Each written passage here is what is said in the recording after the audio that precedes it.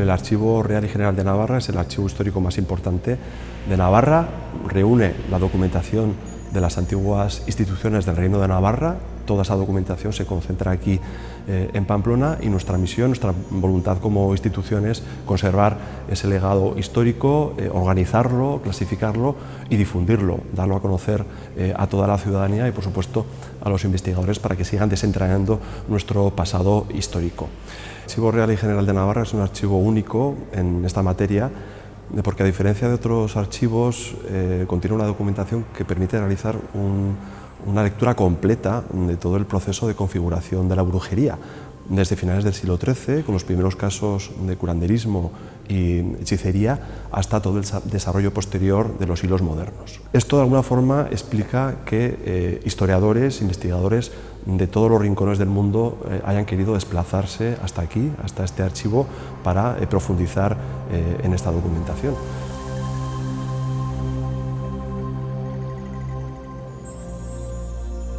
Esta exposición se organiza en torno a 5 bloques principales. El primero de ellos se centra en comprender cómo se construye la figura de la bruja a partir sobre todo de los tratados de demonología que se publican en Europa desde finales del siglo XV.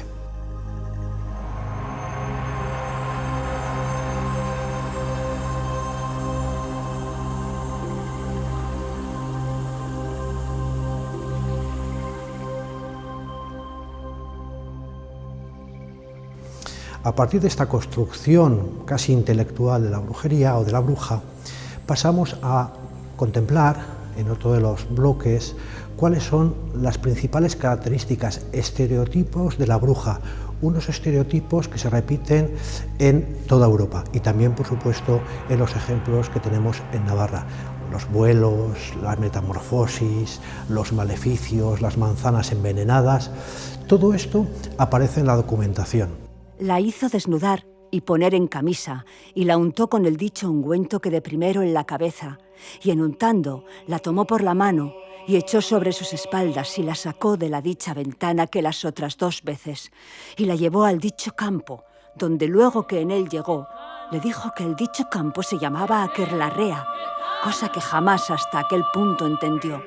Y en diciéndole esto, le llevó delante de 2 bultos, y se acuerda que eran de la misma forma que los vio 7 años antes y que estaban sentados en 2 sillas que parecían doradas, donde así bien vio que por la misma orden que las otras 2 veces andaban muchos hombres y mujeres danzando delante los dichos 2 bultos, todos con camisa blanca y mucha música de juglares, rabeles y tamborines, y en presentándole delante del dicho bulto que llaman Belcebú, le dijo el dicho su tío que a él le habían de adorar como a su Dios y Señor, y renegar de la fe cristiana y de Dios nuestro Señor, y del bautismo.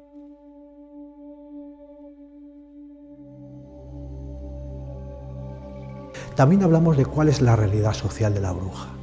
Una bruja que se identifica habitualmente con mujeres. Sabemos que en el caso de Navarra el 75% de las brujas, de las acusadas de brujería, son mujeres. Tras este, como digo, resumen o revisión de los estereotipos y de la imagen de la bruja, se analiza cómo los tribunales juzgaron a las brujas. En el caso de Navarra hubo tres tribunales implicados: los tribunales reales, la Real Corte y el Consejo Real. Estaba también, sobre todo después de la conquista del reino, la Inquisición de Navarra, primero situada en Calahorra y después en Logroño, y el tercer tribunal sería el Tribunal Diocesano de Pamplona. El fiscal de Vuestra Majestad acusa criminalmente a María de la Peña, mujer de Pedro de Acedo, y a María, mujer de Martín de Arana, y a María, mujer de Juan del Hierro, vecinas del lugar de Piedramillera, presas en vuestras cárceles reales, a cada una de ellas según les toca. Y dice que con poco temor de Dios nuestro Señor y de la real justicia de Vuestra Majestad, ha mucho tiempo y años que son brujas y hechiceras públicas, y como tales, han hecho muchos hechizos y brujerías con hierbas y polvos venenosos.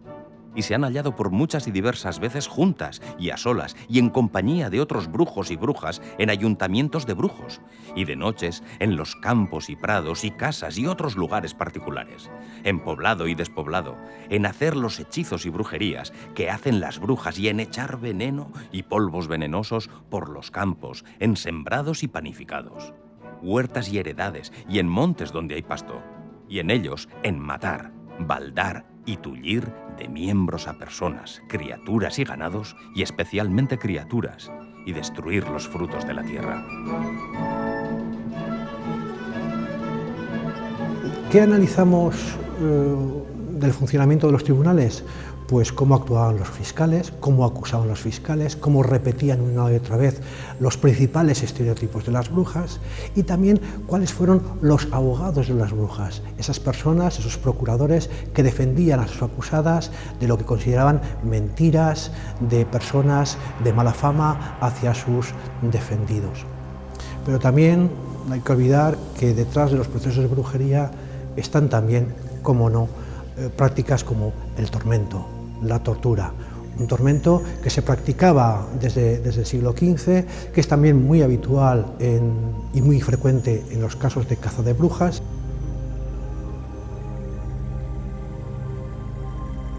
Después de este recorrido por los tribunales, lo que se hace en esta exposición es un recorrido por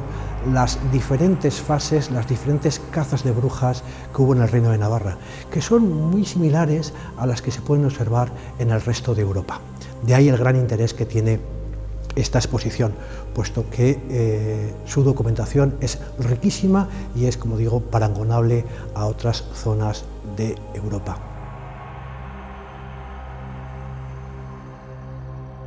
El Archivo de Navarra, con la exposición Maleficium,